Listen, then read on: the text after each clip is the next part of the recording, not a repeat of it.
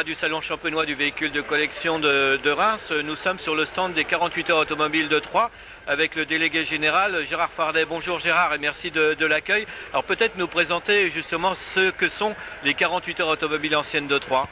Les 48 heures automobiles anciennes de Troyes, c'est un rassemblement en gros de 400 voitures qui viennent de toute l'Europe pour découvrir l'Aube et aussi pour la retrouver avec plaisir.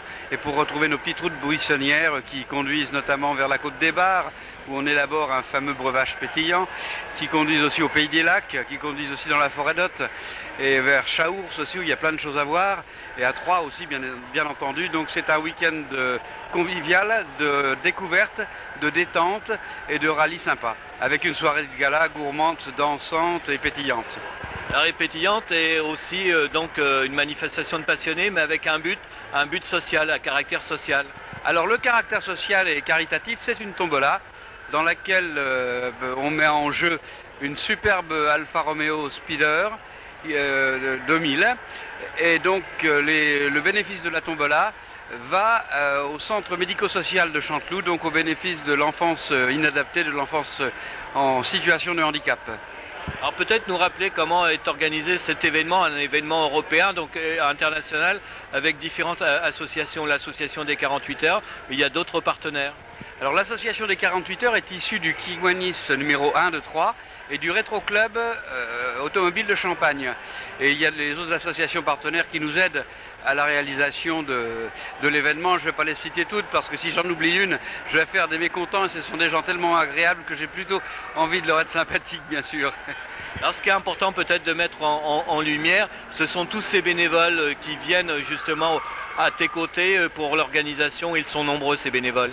Oh, ils sont environ 150, oui, qui sont passionnés de voitures, qui nous aident aussi pour cette tombola à vendre des billets.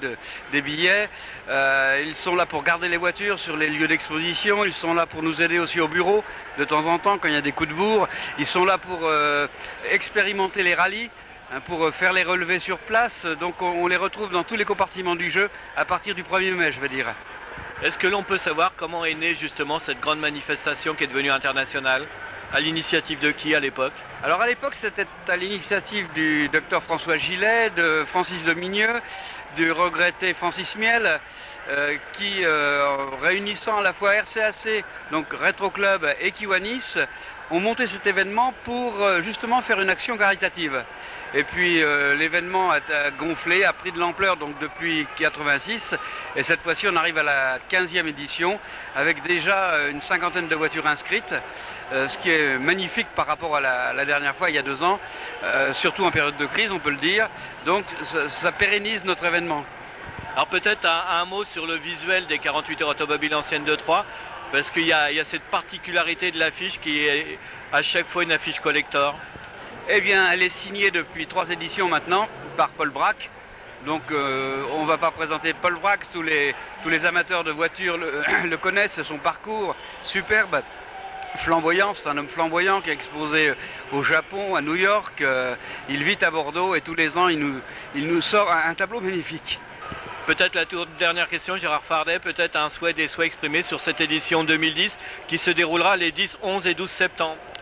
Eh bien, ce qu'on souhaite, bien évidemment, c'est beaucoup de voitures, mais c'est aussi beaucoup de monde au bord des routes pour applaudir les concurrents quand ils passent, et puis aussi beaucoup de monde sur les expositions. Alors peut-être un site internet des 48 heures?